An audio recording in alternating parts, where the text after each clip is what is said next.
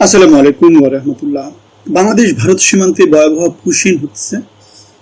আমরা দেখেছি জামালপুর সীমান্তে বিএসএফ এবং বিডিআর এর মধ্যে ফ্ল্যাগ মিটিং হতে, কিন্তু বাংলাদেশি সরকার বলছে যে পুশিন যে ব্যাপারটা সেটা হচ্ছে ভারতের অভ্যন্তরীণ বিষয়। বাংলাদেশ ভারতের মধ্যে যেহেতু পুশিন হচ্ছে, সেটা ভারতের অভ্যন্তরীণ বিষয় কিভাবে হতে পারে, বাংলাদেশের বিষয় কেন হবে না সেটা আমরা জানি না। সুতরাং আমরা দেখতে পাচ্ছি বাংলাদেশি সরকার বাংলাদেশ সীমান্তে বাংলাদেশে লোকজনকে পুশিন করছে, সেটাকে ভারতের অভ্যন্তরীণ বিষয় বলে আমাদের তথ্য উপদেষ্টা ডক্টর জাহিদুর রহমান সরকারের দায়িত্ব জ্ঞানহীনতা এড়ানোর চেষ্টা করছেন। এদিকে আমরা দেখতে পেয়েছি বাংলাদেশি সংসদ নতুন করে অধিবেশন শুরু হয়েছে এবং সেই অধিবেশনে আমরা দেখতে পেয়েছি ব্যাংক দখল এবং পুনঃদখল নিয়ে নানা রকমের আলাপ আলোচনা হচ্ছে। ইসলামী ব্যাংক সরকার তাদের আয়ত্তে নিতে চায়। ইসলামী ব্যাংক জামাতকে অর্থায়ন করে, তেমন একটা অভিযোগ সরকারি দলের পক্ষ থেকে জামাতের প্রতি করা হয়েছে। অন্যদিকে আমরা দেখেছি জামাতের পক্ষ থেকে বলা হয়েছে যে ঢাকা ব্যাংক, আমরা জানি মির্জা আব্বাস সেখানে শেয়ার হোল্ডার অথবা ডিরেক্টর। প্রাইম ব্যাংক, আমাদের অর্থমন্ত্রী আমির খুসরু মাহমুদ চৌধুরীর ছেলে একজন ডিরেক্টর হিসেবে ওখানে আছেন। ন্যাশনাল ব্যাংক, আমাদের আব্দুল আওয়াল মিন্টু সেখানে চেয়ারম্যান, তার ছেলে এখন সেখানে নতুন একটা ডিরেক্টরশিপ নিয়েছেন, তাবিদ আউয়াল। সুতরাং আমরা দেখতে পাচ্ছি সরকারের নিজস্ব বিএনপির ঘরানারও অনেকগুলো ব্যাংক আছে। এখন জামাত ঘরানার লোকজন ব্যাংক দিতে পারবে না কেন, এবং সেটাকে ইসলামী ব্যাংক বলা হবে কেন, এবং সেটা সরকার দখলে নিতে চাইবে কেন, এটা নিয়ে জামাতের পক্ষ থেকে নানা রকম করে সরকারের মনোভাবের বিরুদ্ধে প্রচার প্রচারণা চালানো হচ্ছে। ইসলামী ব্যাংক থেকে গ্রাহকরা তাদের টাকা তুলে নিচ্ছে। এখন ইসলামী ব্যাংক নিয়ে এই যে সরকারি দল যারাই আছে তাদের নানা রকমের ভয় ভীতি কাজ করে। আমরা দেখেছি হাসিনা সরকারের সময় ইসলামী ব্যাংক নিয়ে সরকারের ভয় ভীতি কাজ করেছিল। ইসলামী ব্যাংক থেকে ইসলামী দেশগুলোর যে শেয়ার হোল্ডিং ছিল সেগুলো দিন দিন কমিয়ে ফেলা হয়েছিল এবং আলটিমেটলি অ্যাসালম সেটাকে দখল করেছিল এবং আওয়ামী লীগ ইসলামী ব্যাংকে তাদের আধিপত্য প্রতিষ্ঠা করেছিল। এখন গত নির্বাচনে যে জামাত ইসলামের যে ইলেকশন করেছে, সেই ইলেকশনের ফান্ডিং নাকি ইসলামী ব্যাংক করেছে, সেই অভিযোগ বিএনপি অনেকদিন থেকে করতেছে এবং তারা বলছে গ্রাহকদের টাকা নিরাপত্তা দেয়া শুধুমাত্র এখন বিএনপির পক্ষেই সম্ভব, আর কারো পক্ষে সম্ভব না। সংক্ষেপে একটা নজর কাহিনী ঘটেছে, সেটা হচ্ছে আমাদের অর্থমন্ত্রী তো আমির খুসরু মাহমুদ চৌধুরী, কিন্তু আমরা দেখেছি অর্থ মন্ত্রণালয়ের বিষয়েও আমাদের স্বরাষ্ট্রমন্ত্রী সালাউদ্দিন আহমেদ বক্তৃতা দিচ্ছেন। ইসলামী ব্যাংক নিয়ে তিনি সংসদে বক্তৃতা দিয়েছেন। আমাদের অর্থমন্ত্রীর যে মন্ত্রণালয়, সেই মন্ত্রণালয়েও আমাদের সালাউদ্দিন আহমেদ দেখছেন, তার মন্ত্রণালয়ও তিনি দেখছেন, আইন মন্ত্রণালয়ও তিনি দেখছেন, প্রধানমন্ত্রীর বক্তব্যও তিনি দিচ্ছেন। সুতরাং আমরা দেখতে পাচ্ছি তিনি নিজেকে দেবী দুর্গার মতো অধিষ্ঠিত করছেন, যে তার অনেকগুলো হাত। খুব স্বাভাবিক। আমরা জানি যে কারো দোয়া বরকত না থাকলে সমাজের প্রান্তিক লেভেল থেকে আমাদের সালাউদ্দিন আহমেদ যেখানে গিয়েছেন সেখানে আসলে যাওয়া সম্ভব নয়। তিনি গভর্নমেন্টের একজন এমপ্লয়ি ছিলেন, বিসিএস ক্যাডারে চাকরি করতেন। এর আগে যতদূর জানি তিনি তারেক রহমানের শিক্ষায় সহায়তা করতেন, প্রাইভেট টিউটর হিসেবে কাজ করেছিলেন, তেমনই শুনেছি।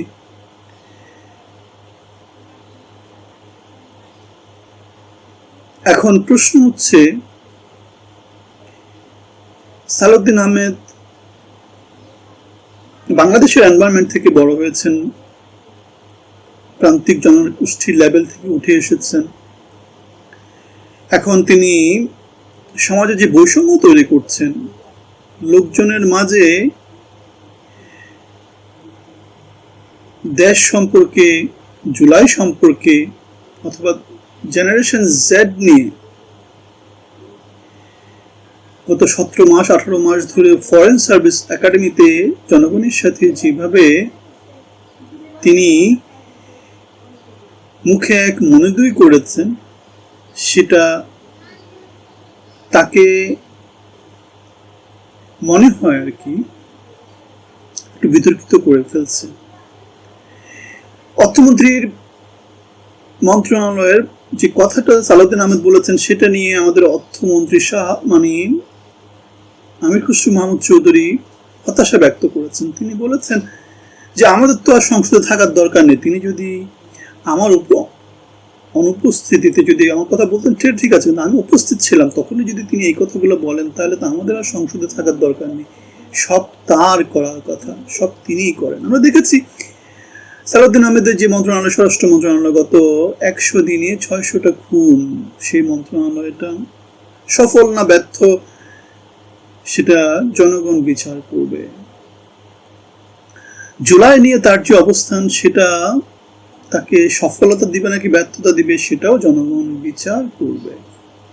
এখন কক্সবাজারের পেকুয়া থেকে উঠে আসা এই সালাউদ্দিন আহমেদ স্বরাষ্ট্রমন্ত্রী, তিনি বাংলাদেশে তার গ্রহণযোগ্যতা প্রতিষ্ঠা করতে পারছেন কি পারছেন না, সেটা জনগণ মূল্যায়ন করবে। এখন সালাউদ্দিন আহমেদ একই সাথে যেহেতু স্বরাষ্ট্রমন্ত্রী, একই সাথে আইনমন্ত্রী, একই সাথে অর্থমন্ত্রী, একই সাথে তিনি আবার প্রধানমন্ত্রী, একই অঙ্গে যে এত রূপ, এই রূপ নিয়ে তিনি বাংলাদেশে অপরূপ হিসাবে নিজেকে প্রতিষ্ঠিত করতে পারবেন, নাকি বিতর্কিত হয়ে অন্য অনেক যারা উজ্জ্বলতম নক্ষত্র ছিল তাদের মতো কোনো এক সময় আবার হারিয়ে যাবেন, সেটা আমরা ঠিক জানি না। তবে তার মাথায় যেহেতু প্রধানমন্ত্রী তারেক রহমানের হাত আছে, তার মাথায় যেহেতু অ্যাসালমের হাত আছে, আর তিনি যেহেতু বাংলাদেশ জাতীয়তাবাদী দলের নানা রকম প্রোগ্রামে সবচেয়ে বেশি ফিন্যান্স করেন, এবং দিন শেষে ফিন্যান্সটাই হচ্ছে সবচেয়ে বড় কথা, রাজকোষ, তিনি নানা রকম প্রোগ্রামকে অর্গানাইজ করেন এবং সবচেয়ে বড় অংশটা তার পক্ষ থেকে আসে, তার হাত দিয়ে নানাজনের কাছ থেকে আসে। সুতরাং দুধেল গায়ে যতদিন পর্যন্ত দুধ দিতে পারে ততদিন পর্যন্ত তাকে হয়তো বা এমন নেতৃস্থানীয় পজিশনে দেখা যাবে, যখন থেকে কোনোভাবে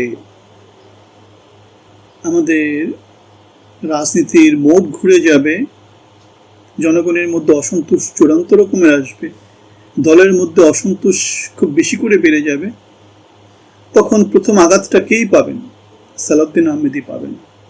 এটাই রাজনীতির দাবার খেলার, দাবার বুটের অতীত ইতিহাস আমাদেরকে এটাই বলে। কারণ আমরা দেখতে পাচ্ছি বাংলাদেশের 20 কোটি মানুষের কাছে, বড় একটা অংশের কাছে, জুলাই ব্যর্থ হওয়ার পিছনে দায়টা তারেক রহমানের উপর পড়ে না, কার উপর পড়ে? দায়টা পড়ে হচ্ছে সালাউদ্দিন আহমেদের উপর পড়ে। গণভোটকে প্রতারণা হিসেবে যে বাণীটা দিয়েছেন সেটা সালাউদ্দিন আহমেদ দিয়েছেন, ইসলামী ব্যাংক নিয়ে যে বাণীগুলো দিচ্ছেন সেটা সালাউদ্দিন আহমেদ দিয়েছেন। সুতরাং সালাউদ্দিন আহমেদ এখন একজন যেটাকে বলে আর কি সুপ্রিম লিডারের মতো। তারেক রহমানকেও তিনি ছাড়িয়ে গেছেন। বাংলাদেশের অবিসাংবাদিকতা নেতা হয়ে উঠেছেন এবং সালাউদ্দিন আহমেদ, যিনি শিলংয়ে অনেক বছর ধরে ছিলেন এবং সরকার পতনের পরে তিনি বাংলাদেশে এসেছেন। এখন সালাউদ্দিন আহমেদের এই অধ্যায়টা কিভাবে শেষ হয়, অথবা তার যেই এখন বৃহস্পতি তুঙ্গে আছে, সেই বৃহস্পতিটা কখনো কি শনিতে যাবে কিনা, সেটা সময় বলে দিবে। তবে বাংলাদেশের সংসদ এবং বাংলাদেশের ব্যাংকগুলো নিয়ে যে কমেডি চলছে, দখল এবং পুনর্দখল যেভাবে চলছে, সম্পদের পুনর্বন্টন যেভাবে হচ্ছে, গত 2 বছর ধরে আওয়ামী লীগের সম্পদ যেভাবে নতুন সরকারের কর্তা ব্যক্তিরা লুটপাট করছে, সীমান্তে ভারত যেভাবে পুশব্যাক করছে, এবং বাংলাদেশ যেভাবে নিজেদেরকে বলছে এটা ভারতের অভ্যন্তরীণ বিষয়, যেভাবে তাদের কর্তব্য কর্মকে তারা এড়িয়ে যাচ্ছে, এটা আমাদেরকে যেটা বলছে সরকার দিন দিন ব্যর্থই হচ্ছে। সরকারের সফলতা বলে কিছু নাই। আপনারা যদি মন্তব্যতে জানাতে পারেন সরকারের সফলতাটা কি। ভারত বাংলাদেশের লোকজনকে পুশিন করছে, এবং শুভেন্দু অধিকারী বলছে প্রায় 600 বা 6000-এর মতো লোককে পুশিন করা হয়েছে। বাংলাদেশ তারপরে বলে যাচ্ছে এটা ভারতের অভ্যন্তরীণ বিষয়। রোহিঙ্গা ইস্যুতে বাংলাদেশে 10 লাখ 15 লাখের মতো রোহিঙ্গাকে বাংলাদেশে মিয়ানমার থেকে স্থান দেওয়া হয়েছে। এখন ভারত কত লক্ষ মুসলমানকে বাংলাদেশে পাঠায়, এবং বাংলাদেশ নিজেদেরকে এটা বলে প্রবোধ দিবে যে এটা ভারতের অভ্যন্তরীণ বিষয়, সেটা এখন দেখার বিষয়। তাহলে সরকার ব্যর্থ না সফল সেটা আপনারা মন্তব্যতে জানাতে পারেন, আপনাদের অভিমত জানাতে পারেন। এবং সালাউদ্দিন আহমেদ স্বরাষ্ট্রমন্ত্রী পুশিন বা পুশব্যাক এই কাজ তো তারই দেখার কথা, সীমান্ত তারই ব্যবস্থাপনায় থাকার কথা। এখন শুভেন্দু অধিকারী যে বললো 6000 লোককে পুশিন করেছে, বাংলাদেশে পুশব্যাক করেছে, এখন এই ব্যাপারে স্বরাষ্ট্র মন্ত্রণালয়ের ভাষ্যটা কি হবে? অথবা গত 100 দিনে যে 600 মানুষ মারা গিয়েছে সেখানে স্বরাষ্ট্রমন্ত্রীর ভাষ্যটা কি হবে? তিনি বাংলাদেশের এখন অবিসংবাদিত নেতা প্রধানমন্ত্রী তারেক রহমানকে তিনি ছাড়িয়ে গেছেন, এবং সংসদে একটা ভিডিও বেশ ভাইরাল হয়েছে, কি যাতনা বিষে বুঝি বেশি কিসে, কবু আসি বিষে ধ্বংসিনী যারে। এই জিনিসটাই আমাদের আওয়ামী লীগের সংসদীয় দলের নেতা সুরঞ্জিত সেনগুপ্ত কোনো এক সময় সংসদে ভাষণে এই কথাটা বলেছিলেন। এভাবেই চলছে আমাদের বাংলাদেশ, এভাবেই চলছে বাংলাদেশের রাজনীতি, এভাবেই চলছে হঠকারিতা, এভাবেই চলছে জনগণের সাথে প্রতারণা। আপনাদের মতামত জানাতে পারেন। ভালো থাকবেন, সবার জন্য শুভকামনা। আসসালামু আলাইকুম ওয়া রাহমাতুল্লাহি ওয়া বারাকাতুহু।